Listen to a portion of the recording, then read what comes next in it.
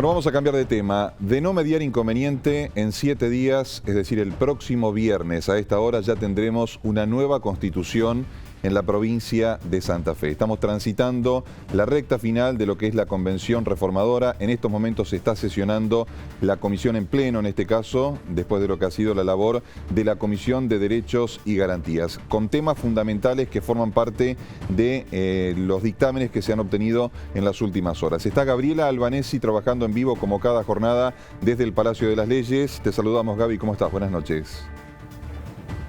Hola Maxi, ¿cómo estás? Muy buenas noches a todos. Bueno, último paquete de reformas, las que se están aprobando hoy.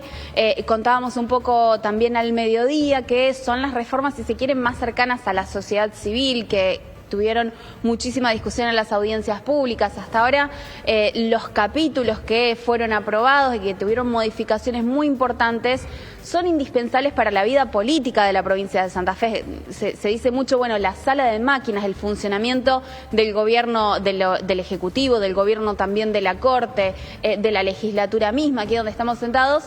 Pero hoy los temas son muy sensibles a la comunidad.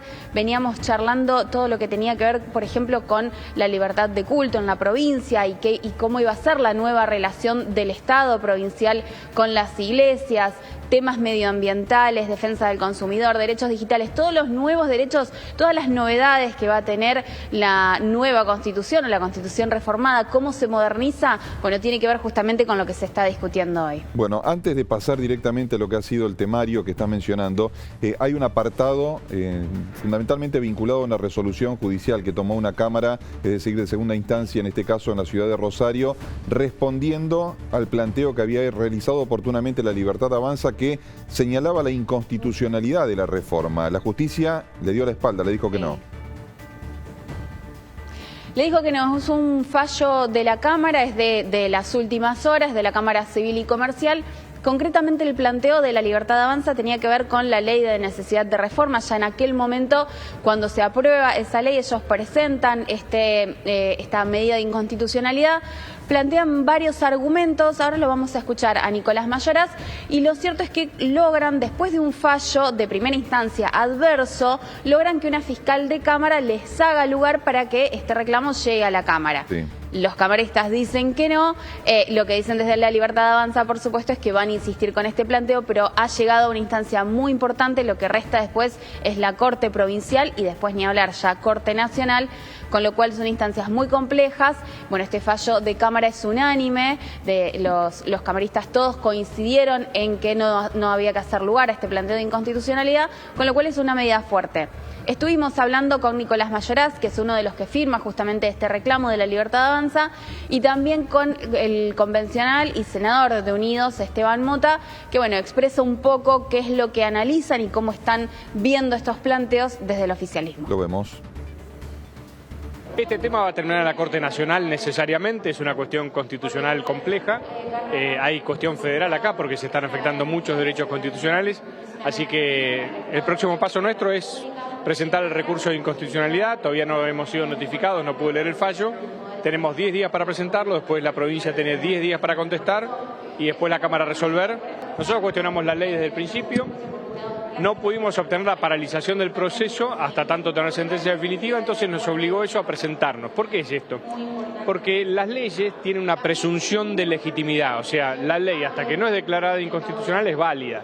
En consecuencia, nosotros como ciudadanos legítimamente interesados en participar de un proceso constitucional, porque nosotros estamos de acuerdo en que se haga una reforma constitucional, no podemos decir no participo y después si el juicio sale desfavorable nos perdimos una oportunidad de participar en una reforma constitucional. Entonces, nosotros actuamos conforme a la ley. La ley hoy está vigente, el proceso hoy es válido hasta que una sentencia declare lo contrario. Sin duda termina de poner claridad a una medida que era a todas luces de tinte política y panfletaria de parte de La Libertad Avanza, algo raro, de gente que llegó hasta presidir, uno de los firmantes de la demanda llegó a presidir esta convención, la misma convención que querían prácticamente viciar de nulidad.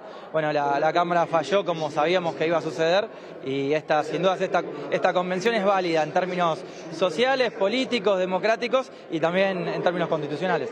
A todas luces, La Libertad Avanza forma parte de este proceso, el convencional Peirano que firmaba esta causa ha presidido inclusive esta convención y han firmado dictámenes en esta convención. O sea que si hay alguien que garantiza la validez de esta convención es la Libertad Avanza. Han acompañado 2 dictámenes en unanimidad.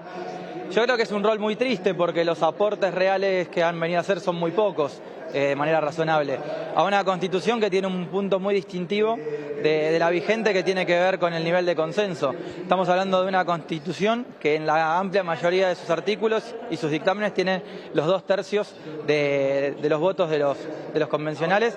Entonces, si hay una marca de esta constitución es el consenso. Bueno, hasta allí el contrapunto, ¿no? Entre oposición y oficialismo. Sí. Uno puede perder una votación, puede estar en desacuerdo con algunos artículos, en definitiva con lo que se termina votando. Ahora, si cuestionás algo, no formás parte de ese cuestionamiento. Bueno, un poco ese es el planteo también que están haciendo acá desde el oficialismo y marcan eso, el rol que han tenido algunos de los integrantes de la Libertad Avanza en hacer aportes también a la reforma constitucional. Lo mencionaban, bueno, el ejercicio de la presidencia que hizo Marcos Peirano, pero también hay una participación importante del propio Mayoraz en la redacción de los artículos. Recordemos que él es abogado y además tiene muy buen manejo de Sí. términos y demás, y ha hecho un aporte, incluso varios que han sido aceptados y que han quedado en la redacción también, con lo cual, bueno, hay un poco de contradicción. Ellos lo que dicen es que una cosa no quita la otra. Ellos, mientras no se defina del todo la caída o el freno a este proceso, van a participar. Mientras tanto, bueno, lo que se espera es esto, ¿no? Que avance la reforma, que el miércoles que viene termine siendo votado por el Pleno el texto completo, único, y que ya inmediatamente entre en vigencia después de ser publicado y el viernes todas las autoridades juren. O sea que son carriles como muy distintos el que tiene esta discusión judicial, que además hoy ha tenido una respuesta de 5 camaristas muy contundente, y lo que está sucediendo aquí en la legislatura, que es un debate muy rico y muy plural además. Bueno, hay otras voces protagonistas para sumar. Bueno, tenemos, sí, a Gustavo Torricelli, él es abogado también, constitucionalista, y que hace un análisis también de no solo del proceso, digo, que estamos transitando de debate, sino además también de este tipo de reclamos. Bueno, ¿y qué se puede esperar en este contexto? Esto decía. Bueno, esta acción de amparo, de alguna manera que ellos plantean, se postulan 3 cuestionamientos.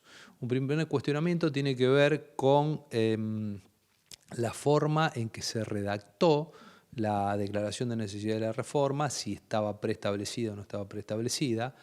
Un segundo aspecto tiene que ver con la forma en que se realizó las elecciones, o sea, un distrito único más una serie de distritos que eran los departamentos provinciales, y un tercer aspecto que era con la imposibilidad de que los jueces pudieran ser candidatos cuando la Constitución expresamente lo establece. Acá el fallo un poco lo que decide es respecto del primer aspecto, es decir, respecto de aquello relativo a al temario, dice, miren, no se plantea una situación concreta. Es decir, acá no hay una situación en la cual digan, bueno, en esta cláusula no hemos podido opinar, no se ha podido modificar, que de hecho en la práctica, por cómo vienen los dictámenes, ha habido modificaciones, no fue tal como se prerredactó en cierta medida en la norma de la ley declarativa.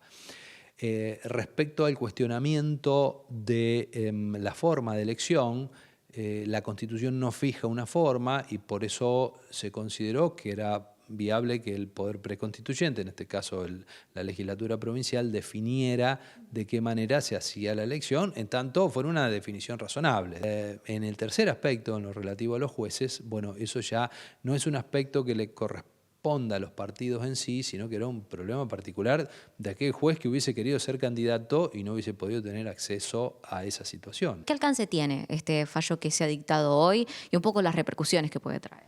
Bueno, ahora ninguno, porque es un fallo en el cual rechaza de alguna manera el planteo. Hay que ver si esto sigue, si sigue en Corte Provincial, si sigue en Corte Nacional, hasta dónde, pero de alguna manera al ir consolidándose, lo que podrán venir serán cuestionamientos a las decisiones posteriores. ¿Existe otro tipo de herramientas o recursos que ellos puedan presentar en el caso de que quisiesen seguir litigando? Sí, ellos pueden acceder a la Corte Provincial a través de lo que es el recurso de inconstitucionalidad y en su caso llegar hasta la Corte Nacional a través del recurso extraordinario federal. O sea, eso demandaría un tiempo más, pero el expediente no necesariamente se termina con una resolución de Cámara, como todo expediente, y más donde hay un cuestionamiento de aspectos constitucionales precisamente, ¿no? Bueno, otro de los aspectos que ha generado controversia, polémica, diferentes miradas y posiciones, tiene que ver con el artículo 3 que se reforma vinculado a los cultos religiosos. ¿Qué es lo que finalmente se terminó resolviendo en la tarde de hoy? ¿Tendremos un Estado laico en la provincia de Santa Fe, a diferencia de lo que marca la historia de la República Argentina? Bueno, sí, a ver, este artículo fue votado en la jornada de hoy y realmente es una modificación importantísima para la Constitución provincial. Concretamente lo que plantea es que el Estado provincial, el Estado de la provincia de Santa Fe, queda completamente separado de las religiones y de las iglesias. ¿Cómo es este nuevo vínculo? Es un vínculo, dice, de cooperación, sí es un vínculo también fundamentalmente de autonomía, y lo que queda muy claro es que el Estado queda separado de las iglesias y que además hay una libertad de culto muy fuerte y muy importante en la provincia de Santa Fe, al igualar en ese sentido a todos los credos. ¿Qué sucedió en las últimas horas? Y lo charlábamos también, Maxi, en las últimas salidas. Bueno, hubo una presión muy importante de parte de la Iglesia Católica para ser nombrados específicamente. ¿Qué es lo que buscaban? Bueno, una especie de reconocimiento histórico, de trayectoria en este vínculo con el Estado, y querían marcar una diferencia, diferenciarse de iglesias que son más nuevas, como por ejemplo la Iglesia Evangelista. Finalmente fueron reclamos que tuvieron sus frutos, porque en el texto final del artículo 3 queda establecido todo esto que yo les vengo contando, bueno, una nueva relación entre el Estado provincial y dice, y ahí aclara, la Iglesia Católica y cualquier otro tipo de iglesias o el resto de las iglesias. O sea, como que marca esa diferencia, que era un poco lo que estaban pidiendo desde la Iglesia Católica.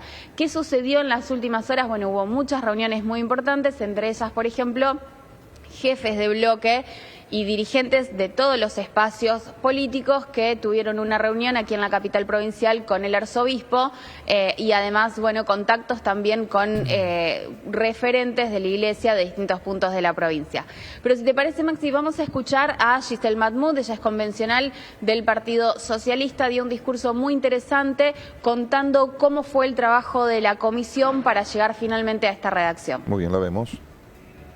Me parece que logramos hacer algo que muchos creían que no iba a ser posible en esta convención, que es que toda la política, independientemente de sus partidos y las instituciones intermedias y la sociedad civil y las religiones, podamos encontrar un punto de acuerdo.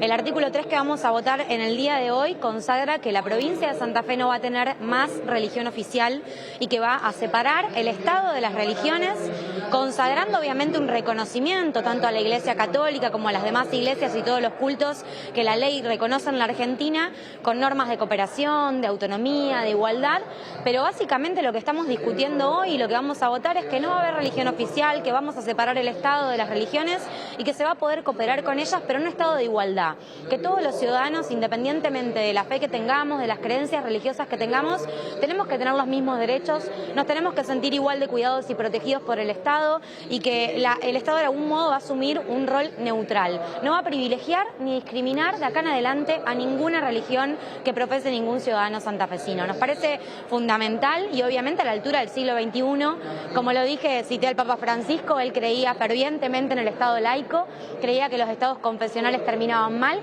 y hoy le estamos dando la razón a él, a los convencionales del 21, que también en su momento en Santa Fe lo quisieron consagrar, y a Nicasio Oroño, un gran referente de nuestra provincia santafesina. Vamos a tener un gran consenso a la hora de votar este artículo. No es un artículo que vaya a votar únicamente el oficialismo de la provincia de Santa Fe, sino distintas fuerzas políticas, y que ha sido trabajado, construido y acordado tanto con la Iglesia Católica como con las iglesias evangélicas, como con los distintos partidos políticos, una pluralidad de voces que fueron escuchadas para arribar a este consenso, que la verdad que va a ser muy trascendental para adelante y que va a tener un impacto en varios cambios que van a venir en la provincia de Santa Fe. Muy bien, antes del cierre, Gaby, consultarte, ¿la sesión comenzó y termina en el día de hoy o sigue mañana? Y lo segundo, la agenda para la semana próxima, donde seguramente se va a marcar prácticamente la reforma en su totalidad. Tal cual. Sigue mañana esta sesión. Ya en el día de hoy se prevé, tiene muchos temas, son 10 ejes temáticos. Hoy quieren avanzar con 5 de esos ejes temáticos. Pusieron 2 límites, o terminan esos 5 ejes temáticos o cortan a las 10 de la noche para retomar mañana a las 9 de la mañana. Bueno, esta es una comisión que tenía muchos artículos por reformar, pero además que agregaba muchos y se sabía un poco que esta iba a ser muy extensa. ¿Qué sucede? Eso va a ser entre hoy y mañana. ¿Y qué sucede el lunes? Bueno, se junta la comisión redactora ya para trabajar sobre los textos que aprobaron cada una de estas sesiones, que recordemos son los artículos definitivos. Lo que tiene que hacer es silvanarlos, darle todo el estilo narrativo y además compaginarlo con los artículos de la Constitución del 62 que quedan. Tiene que tener coherencia y cohesión ese texto. Bueno, de eso se va a encargar el lunes y martes a la mañana probablemente. Martes a la tarde ya convocada la última sesión, la definitiva, para votarlo, que el Pleno vote todo el texto completo. Ahí se va a leer todo. Puede llegar a extenderse hasta el miércoles. A partir de ahí ya entra en vigencia cuando se publica y el viernes la jura, que por supuesto vamos a estar transmitiendo todo aquí también. Excelente, gracias por el trabajo y por este contacto, Gaby. Buenas noches. Ahí está. Nos vemos, Maxi. Chau, chau. Hasta luego.